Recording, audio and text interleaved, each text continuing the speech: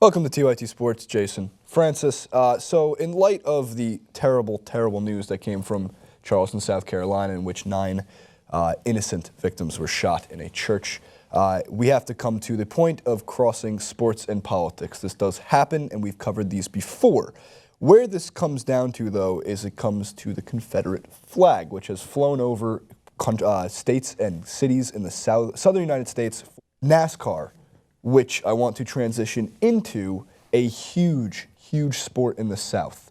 So much so that it's mind-boggling to me that NASCAR is one of the most watched in this country alone, and does have the Daytona 500, and then even get to like IndyCar racing, the Indy 500, are 2 of the most watched and attended sporting events next to the Kentucky Derby, and get more, I've heard more, than the Super Bowl does in terms of its mass attendance. Not worldwide, but in terms of the mass attendance. Now, Dale Earnhardt Jr., the pride of NASCAR, he's one of the biggest drivers in NASCAR for years. We don't cover a lot of NASCAR on TYT Sports, but interestingly enough, Dale Earnhardt Jr. came out in support of taking down the Confederate flag, to which he said, "I think it's offensive to an entire race. It does nothing for anybody to be there flying, so I don't see any reason. It belongs in the history books, and that's about it." Yeah. It doesn't stop there.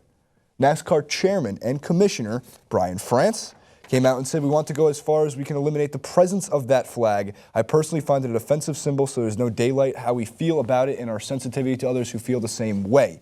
We're working with the industry to see how far we can go to get that flag to be disassociated entirely from our events." Now, Darlington Raceway of recent, 3 weeks ago there was a race there, Confederate flag flying over the racetrack, not just fans bringing it in, that's like pole position level.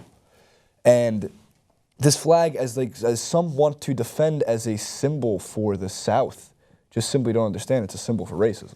Of course it is. And for one, it shouldn't take a massacre of what just happened to realize that. To realize that it's still it's there in history. It's there written in the books what this stands for. There's still street names in South Carolina that are named after generals who were advocates for slavery. You know what I mean? It's just like, it's so baffling to me. Obviously, I come in from an outside perspective, but I think that gives me an advantage because I can see clearly, still clear signs of racism in this country. And you want to take everything you can to remove it. And one, you know, my hatred for politics intersecting with sports when it doesn't need to be. What is that flag standing for in a sporting world? Right. What is it standing for? It's not an American flag. American flags flying above your sport is great. And it's what happens in the UK as well, is you see people flying flags, and this surrounds everything as well. So we look at the game in which a drone was thrown across the field between Albania and I think Serbia, and the flag was dropped in the middle of the field. And it stood for a time that many people may take a lot of, I don't know, courage from, because it's believed to them, but it's got no place in sports. Simply put, none of these issues should be brought into sports, especially for this. And something like NASCAR's taking a stand, which I think is great because it hits home to all those narrow-minded people that still think that this country should pay homage to that era.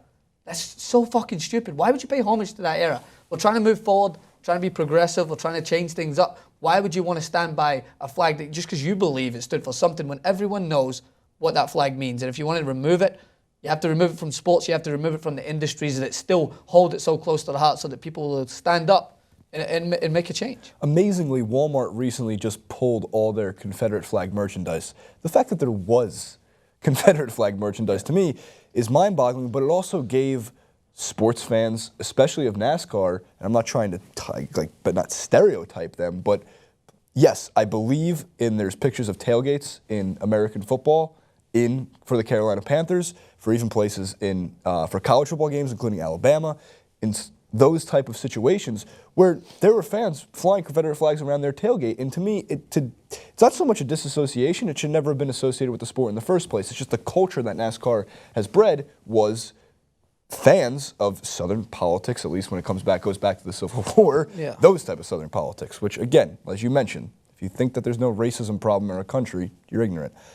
In addition to that, John Calipari, famous, fantastic basketball coach of your Kentucky Wildcat Transformers, as you always mentioned to him, who came 2 wins short of a perfect season, also came out in support of pulling down this flag. I mean, it is like essentially bolted to the flag post in South Carolina in many places, and it's going to be difficult to take down. Burn it up there. Yeah. It should be done. Show the sign, yeah. And it's still, another thing that's surprising is it's still on a lot of registration plates. Yeah, I mentioned that too, yeah. That is just, it's College football fields, insane. including UNLV, have had them as well. And again, I hate when sports and politics cross, but as Ben Mankiewicz has said multiple times on this platform and on the main show, the Young Turks, sports and politics have crossed over millions of times. Yes. As he always mentions, what Jackie Robinson did for baseball, that's political. Yeah. As much as it is a groundbreaking day in sports history, especially American sports history, it's political, the same as this is. So it's nice to see. It's the right steps necessary for somebody like NASCAR and their executives to realize that this is not okay. Yeah, this is an issue that needs to be fixed. And I love that Dale Earnhardt came out and said this, because he is someone that has been born and raised in Southern culture. And it's someone who you imagine what people would look to stand by these ridiculous beliefs that they have.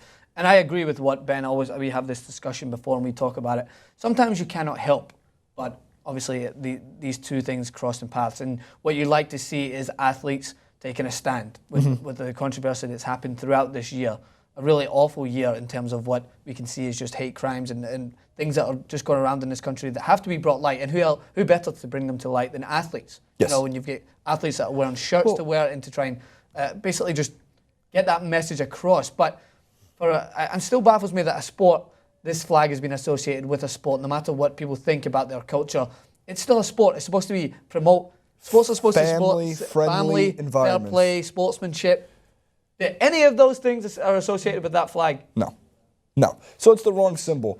One of the things I wanted to mention, though, and in terms of like the youth, these younger kids out there, these 7, 8, 9, 10-year-olds, when you were a strapping young lad, Francis, you looked up to probably Glasgow Celtic players, and would follow them with whatever their beliefs were because you wanted to be them, right? So the great thing about someone like Dale Earnhardt coming out and doing this is he's going to reach a younger audience for them to follow than any senator, than any NASCAR chairman. They're not going to know who Brian France is. We do. But those 7, 8, 9, 10, 11-year-olds who really can be influenced at a young age with someone like Dale Earnhardt leading that way is exactly what needs to be done. It's because you just want kids to be brought up in a sporting industry and just in a world that is eradicated from hate. Is basically, they don't have to look at a flag like that and ask, well, I wonder what that is. What does that stand for? And then there'll be people out there that will try and manipulate them to think that it stands for something that it doesn't. So if you just start removing it from history, just remove that flag out. Yes, it can be taught in history classes, and then it can be taught rightfully so what it stands for. Like other awful things that have happened in this world, it belongs in the history books. Like we don't not talk about Holocaust. The same thing. Why Nazi flags are still they're still flown around in a lot of football matches. People use them to stand up for what they believe in as a team.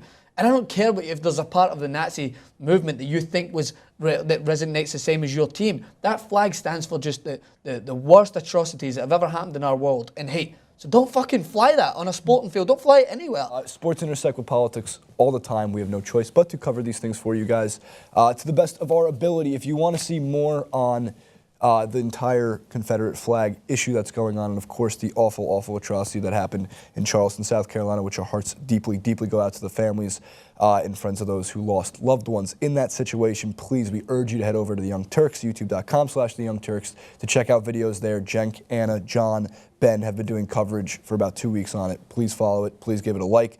Check it out. But for now, leave your comments and thoughts regarding Confederate flag in sports and any flag related for sports and hate. Leave those comments in the comment section below.